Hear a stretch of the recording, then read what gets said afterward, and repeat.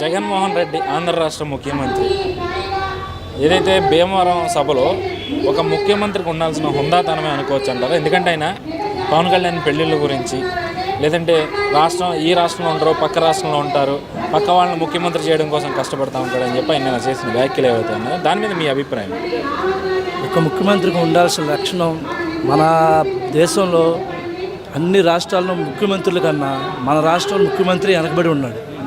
ముందు ఏ విధానంతో మాట్లాడాలో తెలియకుండా ఉన్న వ్యక్తి జగన్మోహన్ రెడ్డి. పెళ్ళిళ్ళ గురించి మాట్లాడతారు, ఏమని మాట్లాడతారండి?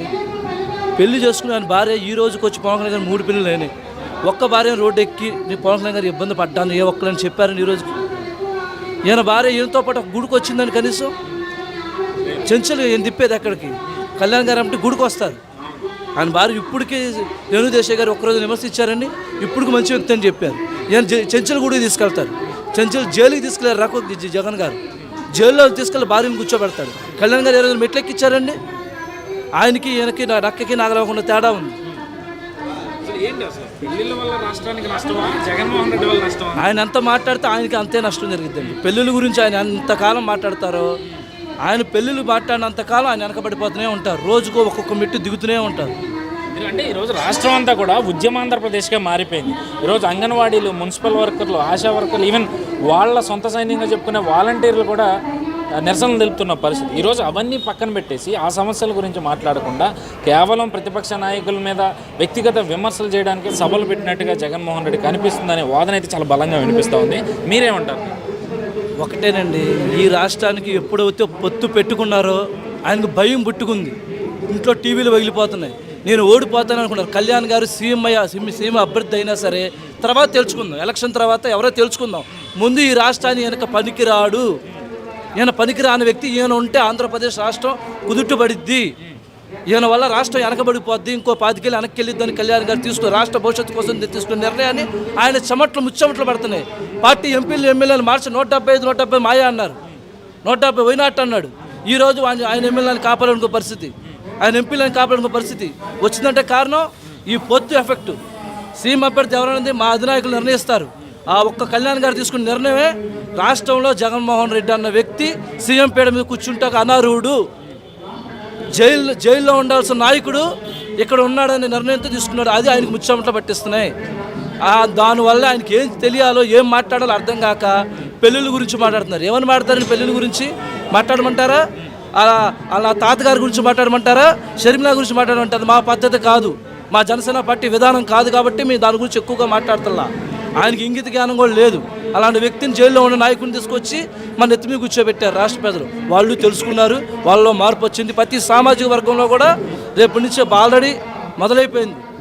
ఆయన వల్ల ప్రతి ఒక్కళ్ళు ఇబ్బంది పడ్డోళ్ళే కానీ ఏ పార్టీలో సొంత పార్టీ కార్యకర్తలు కానీ ఆయన పెట్టుకుని సొంత సైన్యం ఈరోజు ఎదురు తిరిగిందంటే మీరు అర్థం చేసుకోవచ్చు. ఆయన పాలనా విధానం ఎంత బాగుందో, ఆయన విధి విధానం ఎంత బాగున్నాయో. ఇప్పుడు మన సైన్యం మనకి ఎప్పుడు ఎదురెళ్ళదు కండి. ఎదురెళ్ళిందంటే అర్థం ఏంటి?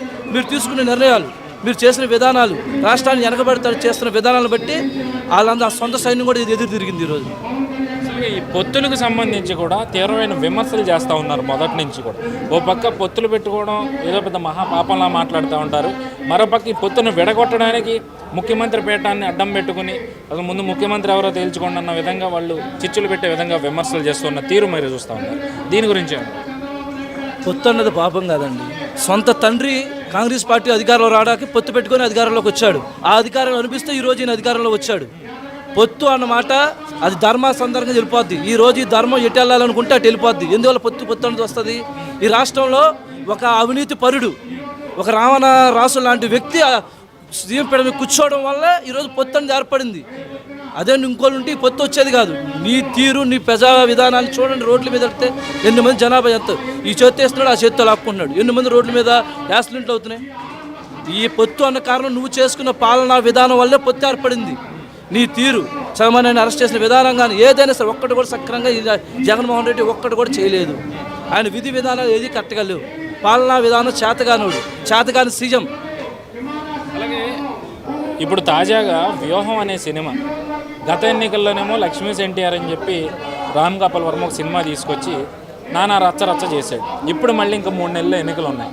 ఈ సమయంలో వ్యూహం అంటూ కూడా తెర మీదకి కొత్త డ్రామాని తెర మీద తీసుకొచ్చి ఇప్పుడు రాష్ట్రం అంతా పెద్ద ఎత్తున చర్చ జరిగేలాగా రామ్ గోపాల్ వర్మ చేయడం, దానికి వైసీపీ నాయకులు మద్దతు తెలపడం, దీన్ని ఎట్లా చూస్తారు? బూతు సింహాలు తీసుకునే రామ్ గోపాల్ వర్మ లాంటి వ్యక్తితో వ్యూహం అని చూపించు, నీ వ్యూహం అక్కడే అర్థమైపోయింది. నీ బూతు పురాణాలు నీ చూడటానికి రాష్ట్ర ప్రజలు ఎవరో సంసిద్ధంగా లేరు. నీ బూతు పురాణం చూడటానికి ఎవరో లేరు. రామ్ మోహన్ వర్మ అన్న వ్యక్తి బూత్ ఫిల్మ్ తీసే వ్యక్తి. ఆయన ఎంతసేపటికి మెగా ఫ్యామిలీ మీద పడడం, మెగా ఫ్యామిలీ మీద చూడడం, బురద చల్లడం, అక్కడ క్యాష్ పట్టడం, ఇక్కడ మూవీ తీయడం. దాంట్లో రాష్ట్ర ప్రజానికం ఎవరు చూడడానికి సిద్ధంగా లేరండి. అది పబ్లిసిటీ వరకే పనిచేస్తుంది, ఆ ఒక్కరోజు వరకే. అది రాజకీయ స్టెంట్ అంతే. అంటే నాగబాబు గారు పెట్టిన ట్వీట్కి ఈయన కూడా తిరిగి విమర్శ చేసే విధంగా ట్వీట్ చేశాడు రామ్ గోపాల్ వర్మ. దాన్ని ఎట్లా చూస్తారు? చెప్తున్నా కానీ రాజకీయ కోణంలో అది ఎలాగో మేము అయిపోయాం, ఎలాగైనా జనాల్లో మేము కనబడాలి, ఎలాగైనా జనాల్లో మేము నిలబడాలి, మా గురించి చర్చించుకోవాలని తాపత్రయం. రేపొద్దు ఆడదాం ఆంధ్ర అన్నాడు కానీ రేపొద్దున ఆంధ్ర ప్రజలే తరుగుతారు. ఆడతా బ్యాట్ పట్టుకొని బాల్ పెట్టుకుని గాజు గ్లాస్తో కొడతా పంపిస్తారు ఈ రాష్ట్రం నుంచి. అంటే పులివెందుల పులి, మా అన్న సింహం సింగిల్గా వస్తూ ఉన్నాడు అని చెప్పి పెద్ద పెద్ద మాటలు మాట్లాడుతున్న వైసీపీ నాయకులు ఈరోజు రామ్ గోపాల్ వర్మ లాంటి డైరెక్టర్ మీద ఆధారపడి ఎన్నికలకు వెళ్తున్నాడని అనుకోవచ్చు అంటారా? ఈ వ్యూహం సినిమా ద్వారా అక్కడే దిగజారిపోయారండి. మేము చెప్పేది కూడా అదే, అక్కడికే దిగజారిపోయారు. వైనాడు 175 అన్న వ్యక్తి రామ్ గోపాల్ వర్మ లాంటి బూత్ ఫిల్మ్లు తీసే వ్యక్తి దగ్గరికి వెళ్ళి సినిమాలు చూపించుకునే పరిస్థితి వచ్చిందంటే అక్కడ దిగజారిపోయాడు ఆయన. సో ఏంటి ఇంకా మరి ఎన్నికలు ఇంకా 3 నెలల సమయం ఉంది. ఏంటి 160 స్థానాలు వస్తే తప్ప రాష్ట్రానికి పెట్టుబడులు రావు అని చెప్పి లోకేష్ గారు ఈ మధ్య ఒక వ్యాఖ్య చేశారు. జనసేన తెలుగుదేశం పొత్తులు అది ఖచ్చితంగా సాధించి తీద్దామని కూడా ఆయన చెప్పిన పరిస్థితి. ఆ పరిస్థితుల్లో 160 స్థానాలు వచ్చే పరిస్థితి కంపల్సరీగా ఉంది. ఇంకా పెరగచ్చు కూడా. మా ఆలోచన విధానంలో మీ ఇంకా లోతుగా గ్రౌండ్ వర్క్లోకి వెళ్ళి ఇంకా మేము పనిచేస్తే గంటకి ఇంకా పెరిగింది ఈ పొత్తు. వైనాడు 175 నినాదంతో పనిచేస్తా ఉన్నారు వైసీపీ. మరి అలాంటి సందర్భంలో 160 స్థానాలంటే మామూలు విషయం కాదు కదా. అవును సార్. దానికి మేము జనసేన టీడీపీ కలయికలో దాన్ని సంయుక్తంగా మేము ముందుకు తీసుకెళ్తాక ఇంకా బలపడి దాన్ని మేము రీచ్ అవుతాం. మా గోల్ ఆల్రెడీ పెట్టుకున్నాం, దాన్ని మేము ఖచ్చితంగా రీచ్ అవుతాం.